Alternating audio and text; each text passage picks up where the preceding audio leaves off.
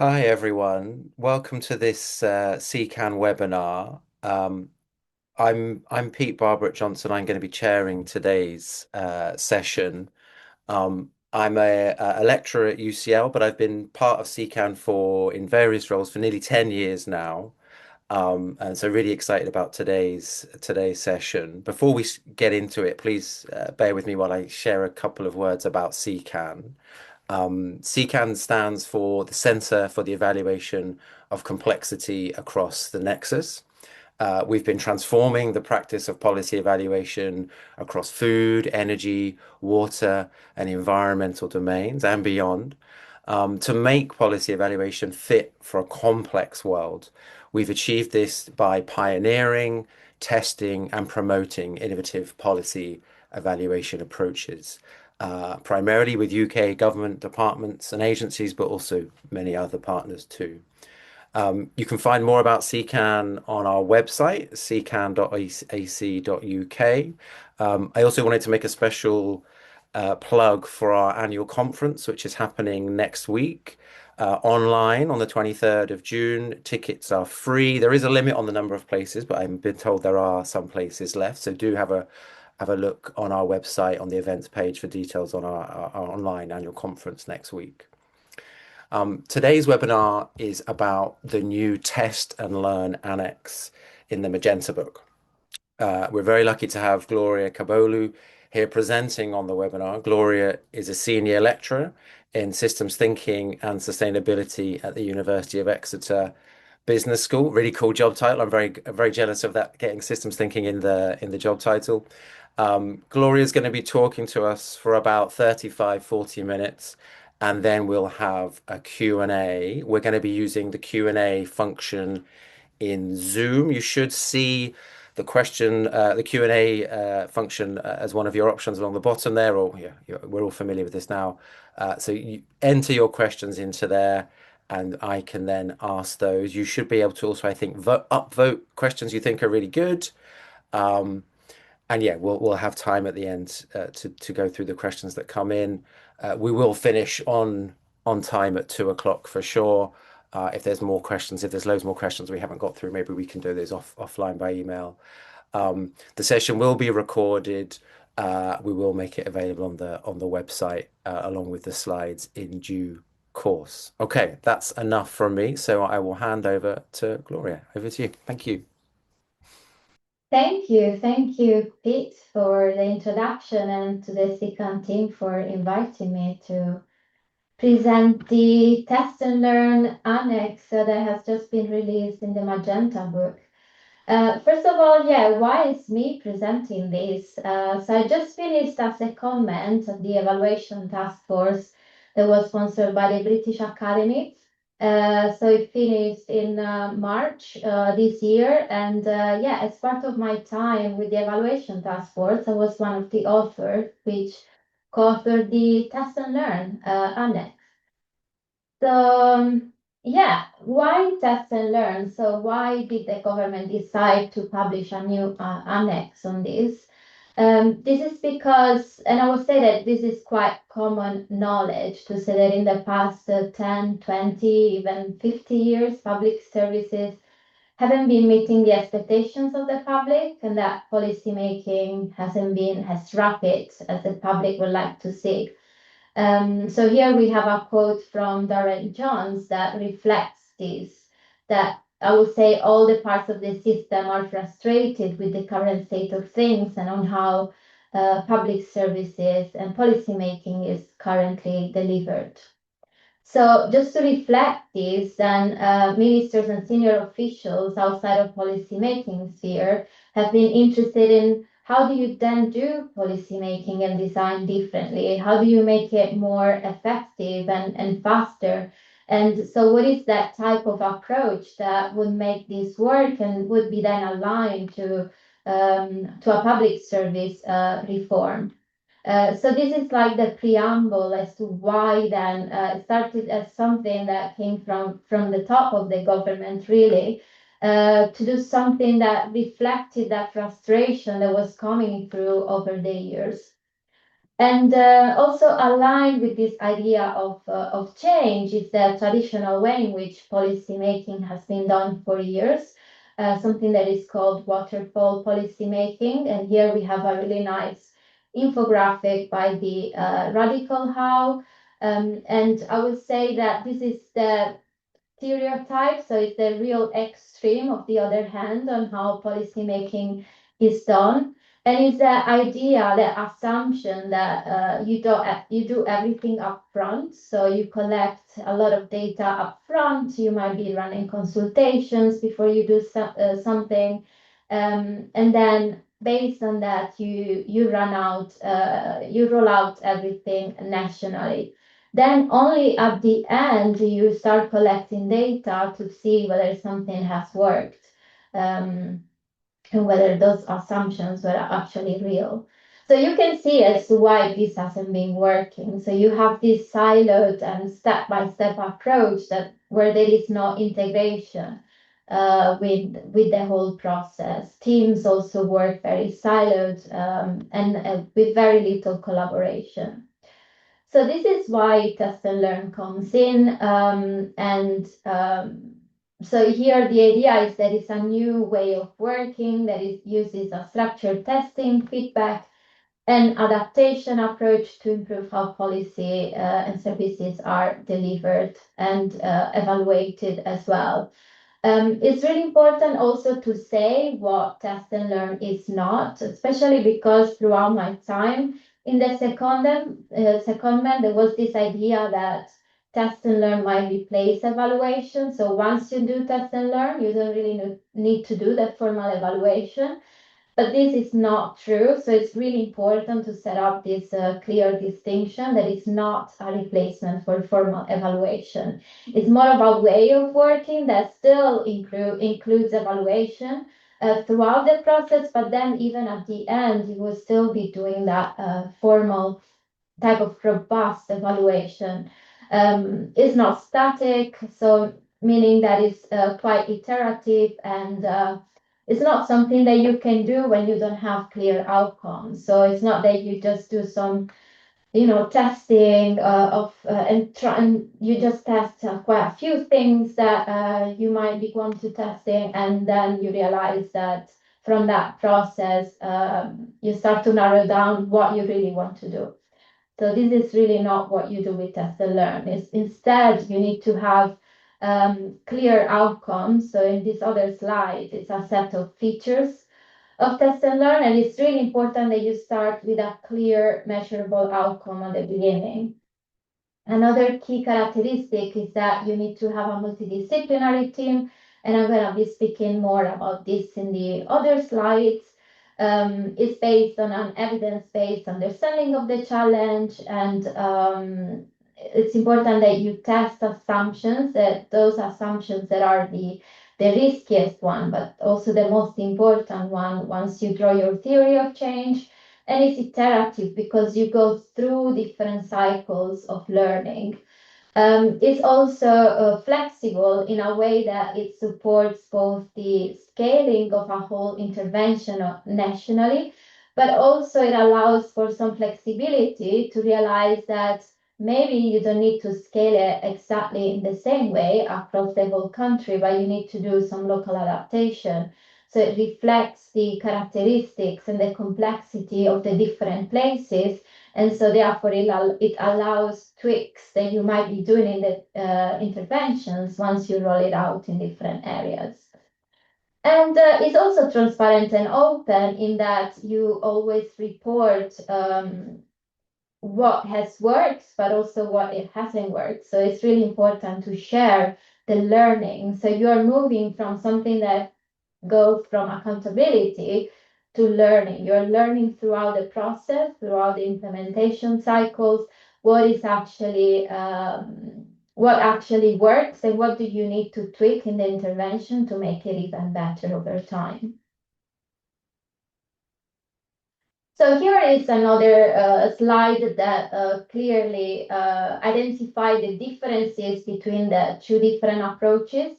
And again, the one on the left is a bit more extreme, but still overall is ingrained in how policymaking is currently done. So when it comes to the problem framing, with the waterfall approach, you have everything identified up front. You might be running consultations, and it's done by experts. But even here, I would challenge the definition of what experts means, because that definition really changes with the test and learn approach. So the experts are actually those who are part of the system and who are dealing with the issue that you want to tackle on a day-to-day basis. So you actually co-create that problem. You try to understand the problem together with those stakeholders who are actually representative of the system. When it comes to the assumptions, yes, you might be collecting data that tries to test assumptions, but they are not tested in a real world environment with the waterfall approach. Whereas with the test and learn, they are, as the word says, they are tested early and they are tested in a real world environment. When it comes to the design, it's fixed before implementation. So once you have the design done and once you have gone through the delivery, it's really difficult to then implement some changes. Whereas with the test and learn approach, the design is actually iterative. You're constantly testing how you can improve the design process through the different cycle. When it comes to the scale of delivery, you have a full rollout from the start with the waterfall approach, whereas with the test and learn, you have that incremental rollouts where you start small and you continue improving and learning, and only once you are happy, once the intervention is actually running smoothly, then you're happy enough to say, okay, now it's time to roll it out. When it comes to the evidence and therefore when it comes to the evaluation, this is gathered retrospectively with the traditional approach, whereas with test and learn is quite continuous and any feedbacks into the design. The teams are siloed in the waterfall approach, so you have this sequential handoff when it comes to the design team, and it goes to the delivery team, then the evaluation team, and so on. So there is like some but very little collaboration across teams. Whereas with the test and learn approach, you have that multidisciplinary team. So you have these different experts involved, engaged throughout the process. And when it comes to failure, this is discovered late and therefore is too late and costly to fix. So most often you just stop the intervention. Whereas with the test and learn, you're gonna have different small interventions. You might be stopping some, adapting others, but then at the end, when there is some kind of failure, it's really like at a low cost. And in a way, the failure culture disappears. So in a way, you're not calling it failure anymore, but you're calling it learning, because you are learning. The aim or the objective is just to improve the intervention. So in a way, it's really important even to share when something is not working. And finally, with the evaluation that is usually done at the end with the waterfall approach, whereas with the test and learn is integrated throughout. And then finally, you do that robust evaluation at the end as well. Okay, so this is the framework of the test and learn approach. And as you can see, it's quite cyclical. So we really wanted to represent and to show in the framework that cyclical approach of the nature of implementing test and learn. And you have these four different phases, but they're not really siloed. Especially when it comes to the explore stage, which is the first one, is usually integrated across all of the other ones because you're constantly learning about how the system works. But also, we didn't really want to reinvent the wheel. We knew that there were other similar frameworks out there that aligned with the philosophy of test and learn. And so this was really like a combination of all these different frameworks that exist out there, such as the Test and Learn Playbook from NASTA, the Human Learning System from the Center for Public Impact, the Human Systems Dynamic by Glenda, then also academic literature that exists already there on adaptive approaches, as well as other evaluation approaches that are more in line with testing and learning, but also knowledge from internal government experience, because there were already teams who were implementing test and learn. And even when we designed this framework, we tried to implement a micro, I would say, test and learn approach, in the sense that we created different models of different frameworks, and then we shared them with various people. And I would say that this one was the one where everyone was very pleased with. And so, yes, we decided to take this one on board. Okay, so before I go into the different stages, into the different four main stages, I think it's really important to also address some areas within the framework which are quite important. And the first one is about the first step, or the pre-step, I would say, which is about setting up a multidisciplinary team. And why is this important? I would say that this is really like the preamble, the what you really need to do to set up then everything in place. Considering that most likely you are dealing with complex challenges, it means that being a complex challenge is characterized by multiple stakeholders representing the system. And therefore, you need to put those stakeholders on board in your team. So it's really important to have that interdisciplinarity and to bring all these different areas of knowledge together to reduce the uncertainty that there is in a complex challenge. So that diversity comes both within government. So you're gonna have people from different professions, somebody from the evaluation team, delivery, design, and so on, but also people who are actually dealing with the issue that you want to tackle in the first place. So those who will be maybe at the front line of delivering your intervention, some people who, stakeholders who represent the beneficiaries, some charities, or even academics. So the more diversity you have, the more likelihood you have to reduce the uncertainty about the issue and to represent the system as better as you can. And the other bit is about this adaptive governance approach.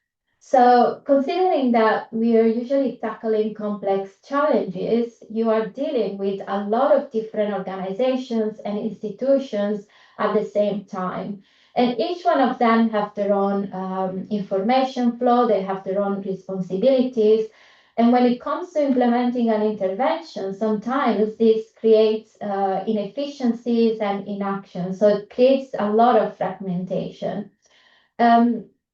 And because of this, it's really important to create something that is called adaptive governance indeed, because you might be delegating or devolving some of the power that you initially had in your own team to somebody else, to another team, because you know that that is gonna simplify, or it's gonna simplify the way you are implementing and delivering the intervention. And that setup might change over time, even as you are learning through the process. But it's really important to have that flexibility set up and even clarified at the very beginning. So it's not that it needs to be chaotic. It can be set up clearly in the governance frameworks from the beginning. What does flexibility really means? And I would say that flexibility is also important when it comes to the funding models. And this is not yet in place in government, but probably, hopefully, someday there will be more flexibility when it comes to funding models that are not so structured, especially when it comes to spending review. but that it allows experimentations, and it allows having, an incremental type of projects, type of interventions. Especially because it's really key to have experimentations that, during the test and learn.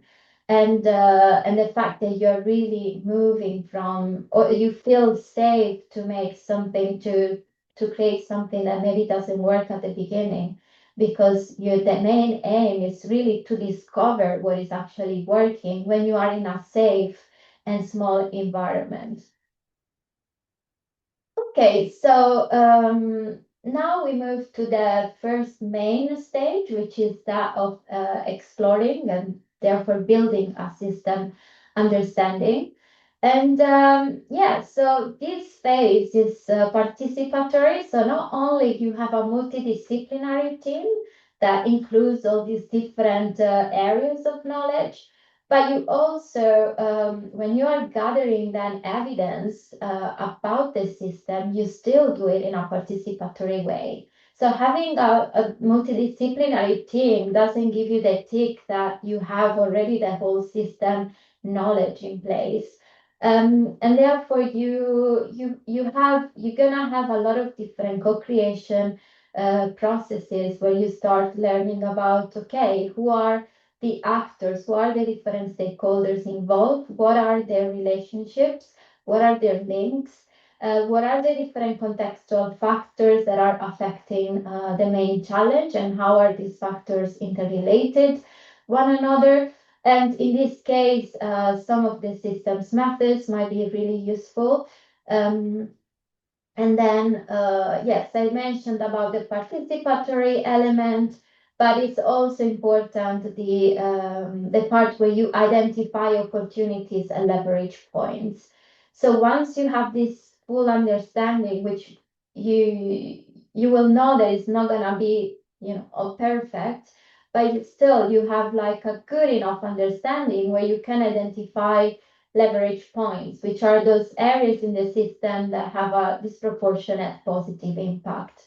So this is where you'll be concentrating then in the next step to start creating different ideas.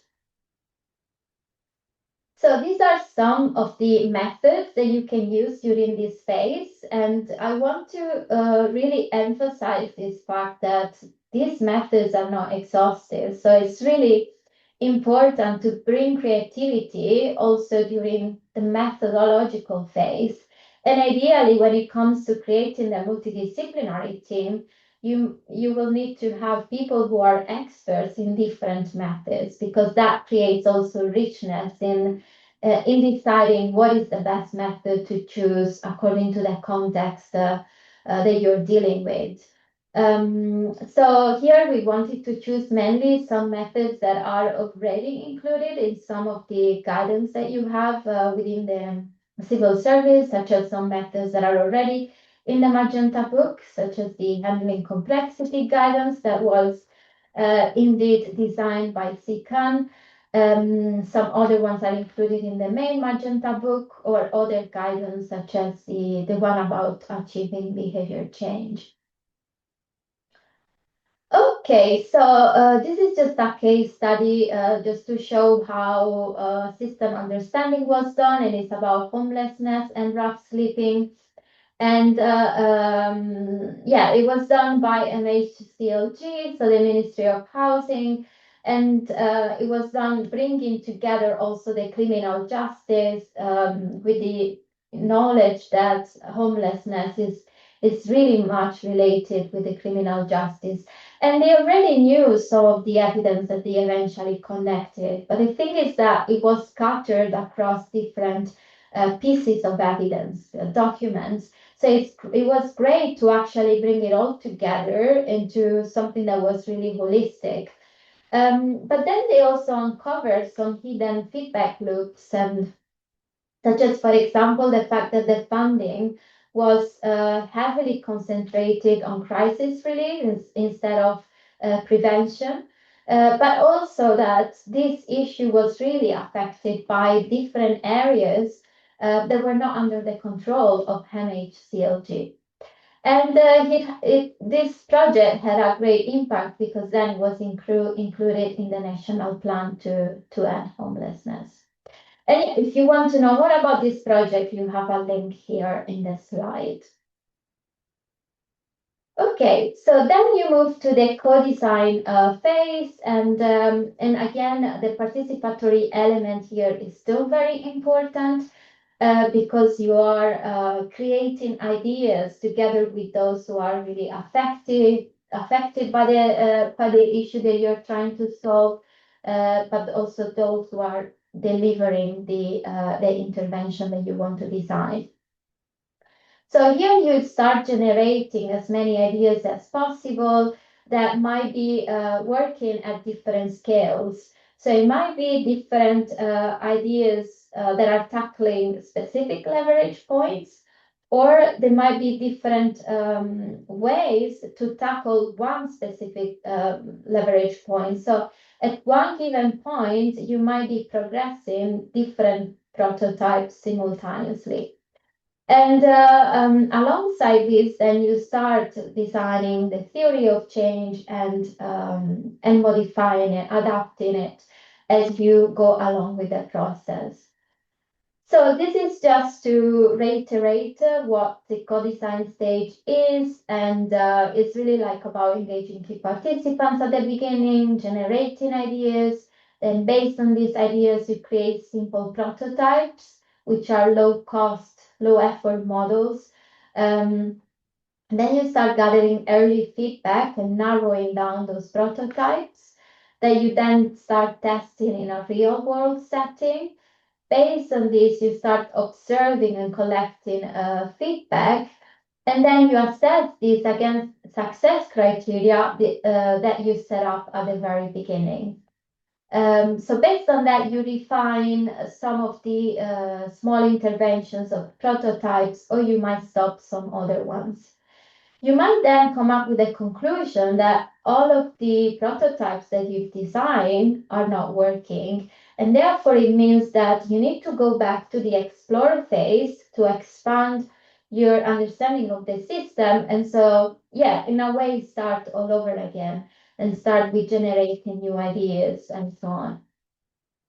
And then, of course, you still are developing in the background and refining the theory of change.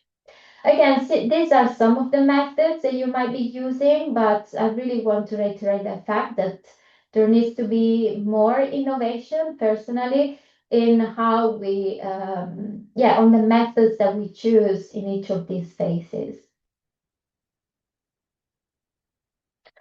Okay, once you've done the co-design, then you move to the test, learn, and adapt stage. And this is where you test the most critical assumptions. So the most important and most critical assumptions. So here you're not testing the whole intervention, but the aim is to really focus on those assumptions that you think that you don't have information about, because it's really about adapting the intervention and making it more successful, as successful as possible. And in this phase, you might already see some short-term outcomes surfacing. So it might be also the time when you start testing a bit these short-term outcomes. But the most important thing I would say in this phase is to start with the riskiest assumption and decide in advance. So what is the success criteria? What is the evidence that I need? Because if that's not clear at the beginning, then it's really easy for some bias to influence the way you decide what success means, especially if it's an intervention that is on top of the political agenda. And then you learn systemically because even in this phase, you're going back to the theory of change iteratively, and you're refining those assumptions and those causal pathways throughout each funding cycle. And you move only to the growth phase once the small interventions are stable. So you're in a way happy enough that the intervention is is having some kind of a normal flow, and therefore that's when you know that you can move to the next stage. Again, this is a slide about some methods that you might be using. So it might be really small or simple methods that test a really small area of the intervention. And it's not that you use only one method, you're using because you're testing different things based on some areas that might be more complex. You might be using some systems-based methods and so on. And again, I don't want to be too repetitive, but it's important that some innovation comes in from the process as well.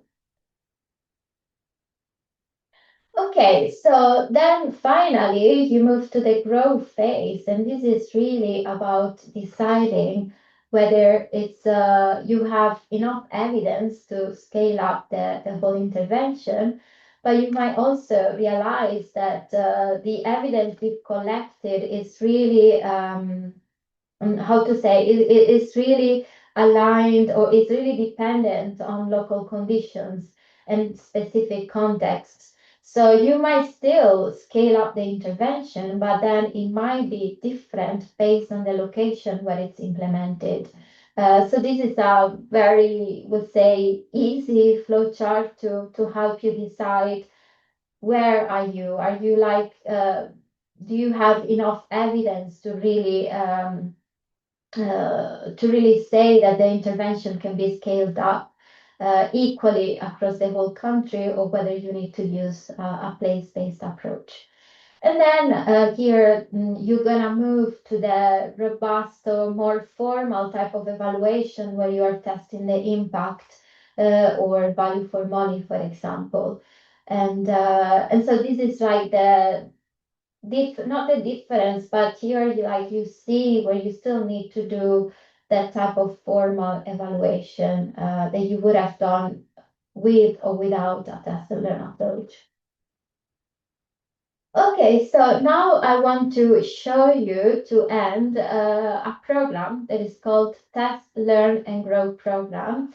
And so these slides come on courtesy of Rowena Birmingham, who is the head of analysis and evaluation of this program. And I wanted to show you this because this is a program about implementing Test and Learn. So you have Test and Learn, which is the approach that I've just mentioned. And then you have Test, Learn, and Grow, which is a program that is applying Test and Learn at scale. So the aim of this program is to show how Test and Learn works across different locations to support people who are using Test and Learn and who are willing or want to use Test and Learn in their future interventions, but also to remove barriers to using Test and Learn. So especially those systemic, those structural barriers that really prevent innovation, those innovative ways from that you need in using Test and Learn in place. So this is a 3-year program that started last year, and as I say, it's all about designing test and scaling solutions using this approach. So you have various different, at the moment you have 10 out of 12 places. So the team is working in partnership with different places across the country, and they are all tackling different issues. So you're not having 10 places focusing on one single issue, but they're tackling different ones on purpose to try to surface different potential barriers that might come up with the use of this approach. And in fact, in this last bit, there are X barriers because these have not been identified. So the barriers here are not related to the specific issue that these places are facing, but these are barriers to using test and learn, to using this approach. And so this is in more detail. You have 3 areas, as I mentioned, 3 packages. You have the accelerators, and this is where you have multidisciplinary teams across different areas in the country that are using, as I said, test and learn in different for different issues.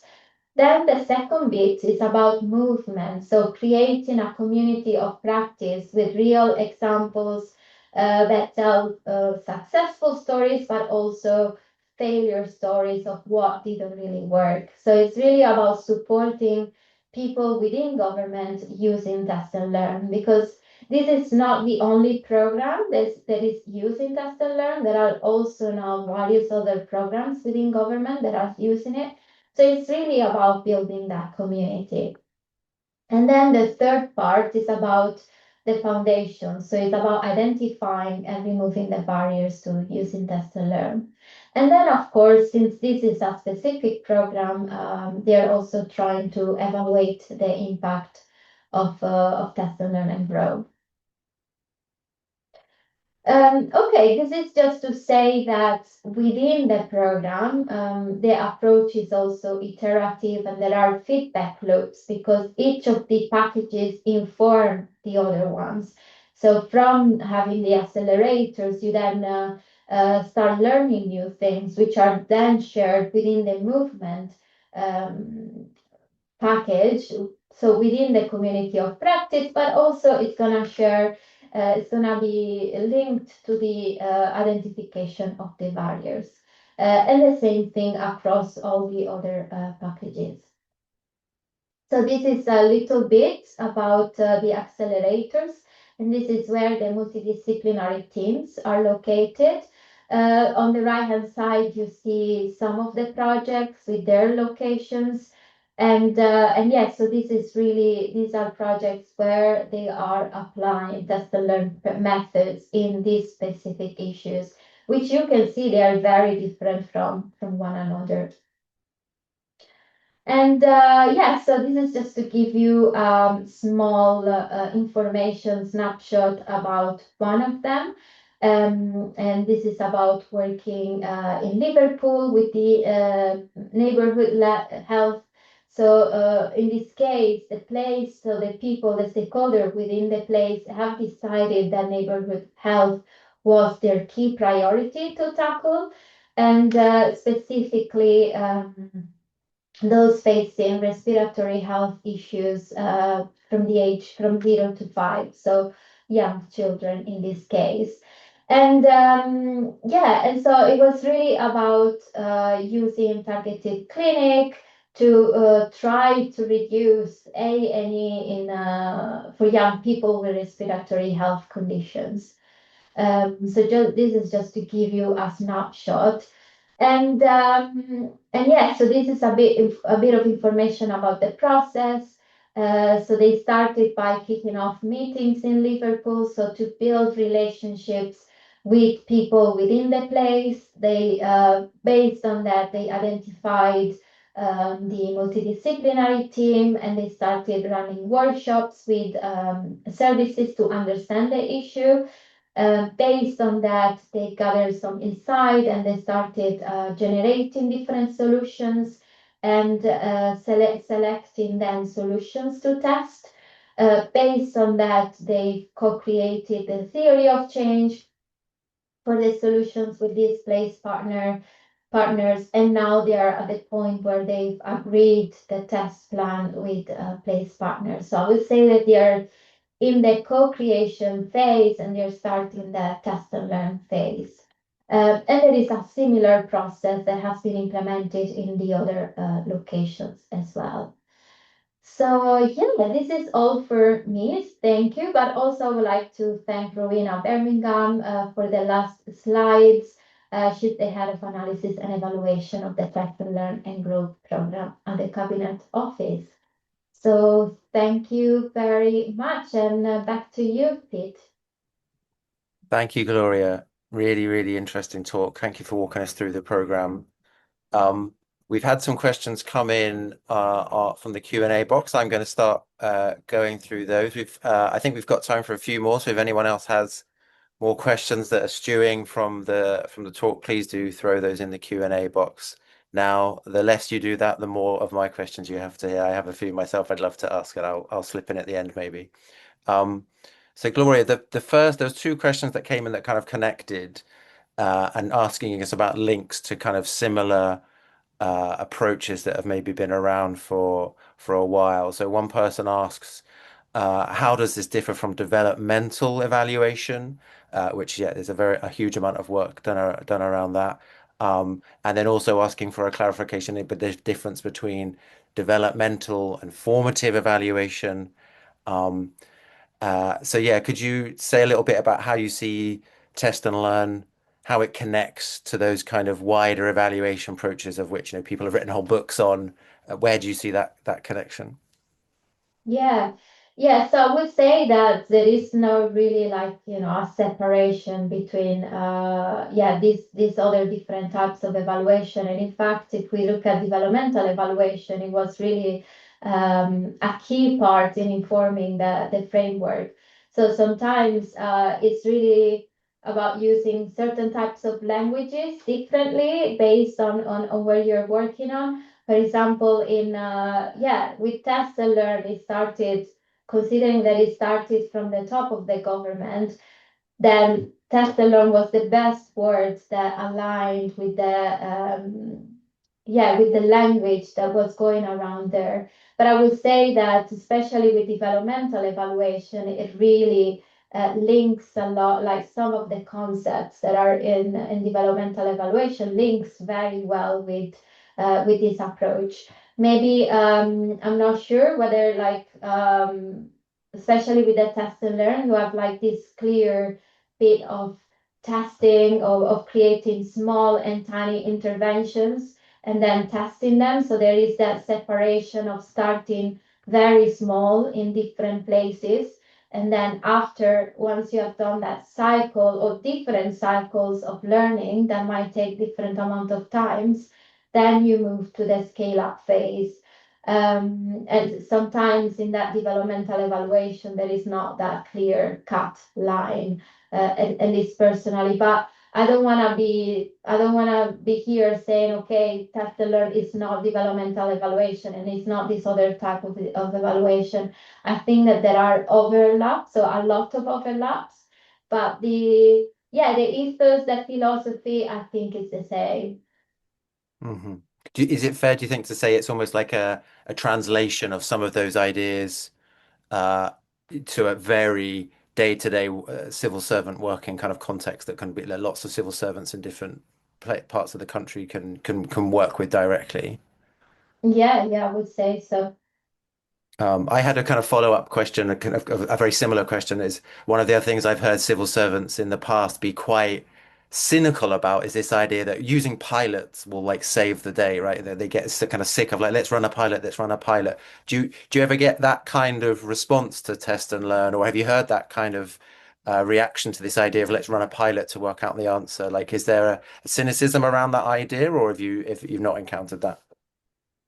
The main criticism, but maybe not criticism, was mainly a worry, was about, okay, well, if we do these pilots, then, you might be doing evaluation and then we don't need to do the evaluation at the end. So there was that fear of being super clear in the handbook to say that, it's not replacing evaluation at all. So that was the main criticism that they might have seen in some projects where they have applied test and learn in the past and then they ended up not doing any evaluation. So was trying to maybe reduce that risk in the future. But then when it comes to the uptake, I think it's been quite positive. Especially because, since it came, maybe because it came from the top, so there was more buy-in. But at the same time, yeah, this worry of some people that don't really know how to use it, considering that sometimes the governance framework doesn't allow that flexibility and adaptability. And it's more about, okay, how do I do it? So that program of test and learn and grow that is creating that community of practice, I think is excellent because it's all about sharing ideas and experiences. Hmm. Thank you. The questions are flying in thick and fast now, so I'll start trying to rattle through them a bit quicker, or at least not slipping in my my additions. There's a question here about timescales. It's are there suggestions on the timescales for each of the stages or elements of a test and learn approach? Yeah, I would say no, because it really depends on the scale of the intervention that you are applying. But if I can, from memory of experience, maybe the first co-design phase might be 100 days, where you are really developing a lot of ideas and try to reduce them down. You're like testing them very quickly with the people who are part of the issue. And then the other one, yeah, maybe even sometimes even 2 years before then you decide to scale up the whole project. But I don't want to give timelines because it's so dependent on the complexity of the intervention and on a lot of different factors. Thank you. We have a next question is from Laura, who's asking about the grow stage. She says, on test and learn programs previously, I've seen that it can be challenging moving from the test and learn into the grow stage, where we might hold things a bit more constant but expand. It's helpful to see acknowledgement that more place-based adaptation might be needed, so further test and learn in that place-based work. But how do we guard against never getting to the stage of doing the robust evaluation? Or do we need to sometimes let go of the possibility of that stage? Yeah, so that's a really good reflection and question. I would say that I'm not sure I'll be able to answer. But yeah, first of all, I would say that we need to build enough evidence across departments of using test and learn to create some evidence about, okay, what have been the challenges in moving from the test and learn to the grow phase. But already the fact that there is conversation about place-based type of intervention, I think is really positive. And in fact, there has been a new section in the main Magenta book about place-based evaluation. And yeah, so the fact that there is more openness in even yeah, deciding, okay, how do we evaluate a place-based intervention? I think that's the next step forward to, I would say personally, to even create some kind of guidance on, okay, how do you evaluate a place-based intervention? And having that link of, okay, how do you move from one bit to the other one? I don't think I have the full answer, but yeah, these are some ideas or reflections. Yeah, yeah. Well, I think I think in many years of CECAN, we've had many projects with that flavor to them, with the place-based element, with a portfolio of projects is what you're evaluating. And there's no, I haven't bumped into any simple answers on that or quick answers. So yeah. Um, Next question we have is from Martha. I'm pleased because I had a similar question myself.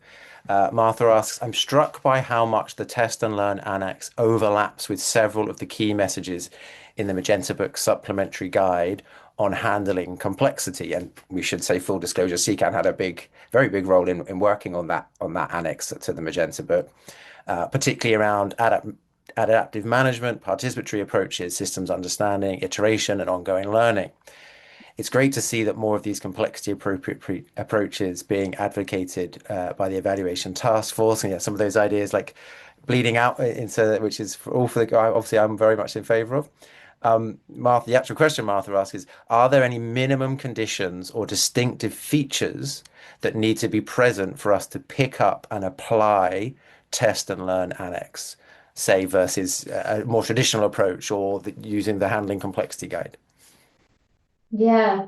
Yeah, I mean, it's about, I would say, well, the first bit is trying to see how complex your intervention is and whether you have like a lot of uncertainty, because the key element is really to test those uncertain assumptions that you have. It's like if, yeah, I don't have the full answer in terms of like, okay, now you should use this method or you should use these other methods. But I think using a test and learn approach doesn't really stop you from then integrating some of the methods that are within the complexity guidance. In fact, the complexity guidance, I don't know if it's in the introduction or I don't remember which part of the annex, but it really says there is a complement to the, like there is really aligned to the other guidance, and it's more like a way of working. Whilst the guidance, I would say, gives you a toolbox of different methods to use, this is more of a way of working, and then you integrate different methods within it. Do you, Gloria, do you think it's fair to say that the distinctive thing here is like when there's an opportunity to do some experimentation, to do testing and learning, that's when we might use these, or is that kind of doing things the wrong way around it? Because it just strikes me that actually having the opportunity and the space and the time and the willingness of sets of interested people to do that testing is not that is quite rare. And so is it when we have that opportunity we should do it, or is it something more about the nature of the problem or the policy that we should use it? I think it's more about the nature of the problem. And another key element is that you need to have a very clear outcome. So Hmm. it's not that you use experimentations just to try to identify what is that you're trying to solve. Um, I think it's important to have that clear outcome, but then it's too risky to roll out the intervention in the whole. There are a lot of examples that show how having, like, assumptions that you thought you knew were there, and then in the end it didn't work because there were a lot of things that you discovered with the implementation. So yeah, I mean, I would say some people might say that all the interventions are complex, and therefore you might need to do experimentation in all of them. Um, but even here, I would say start small and create a culture of test and learn incrementally to create that critical mass. Thank you. We've got another question here. My guess with this question, if I can be so bold, is this is coming from a reasonably experienced evaluator because it sounds like they're worried about some of the really knotty problems you bump into when you're running evaluations on in these types of settings. It's anonymous, so I don't know who it's from, but they ask, how do you think about implementation fidelity when testing in new places, and how much change based on context is acceptable?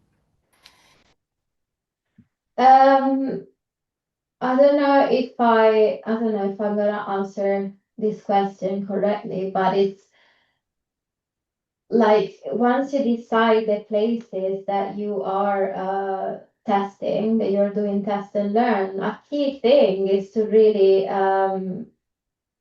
understand the characteristics of that place and working with people in the location. So that participatory element is really important. And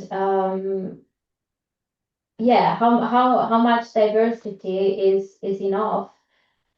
I don't think there is I don't know, an answer to that question, but it's really important that you work with the stakeholders of that place and you design the interventions together with them. And that's when you then might end up to realize that it's impossible to scale up the whole intervention nationally uh, or equally, and therefore you need to go through a place-based approach.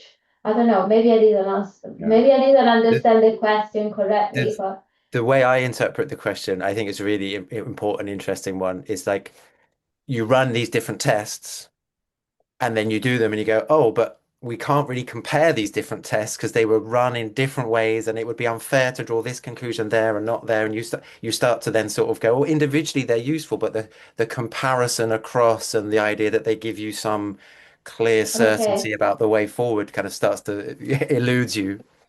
But that's when you realize that it's impossible to scale up the intervention. So that flow chart that I mentioned towards the end that shows, okay, are all these different tests telling me that these places have very different characteristics, then it means that I can't be scaling up the intervention to the whole country or whatever that is, that I need to implement a place-based approach, because Mhm. it doesn't make sense comparing them if there is that high degree of diversity across places.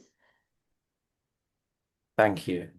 Um, okay, we've got a few more questions. We've got about another 4 minutes or so, so we'll try, I think we can try and get through them all. Nigel asks about is asking about tools for systems mapping. He asked for the homelessness study, did you consider using Prism, which is a systems mapping software which Nigel has developed as part of CECAN. So maybe yeah, have you used Prism or what tool did you use? Like how much effort or concerns you put into different tools you use for systems mapping? Yeah, just to say that I wasn't involved in the systems mapping exercise of homelessness, so this was just shared to me.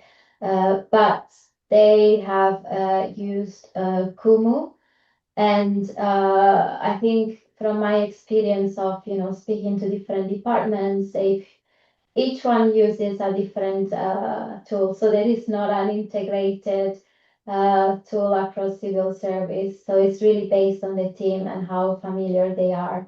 Mm. But there have been actually discussion on trying to, yeah, to integrate it all together, especially in the STIC community, system thinking in government.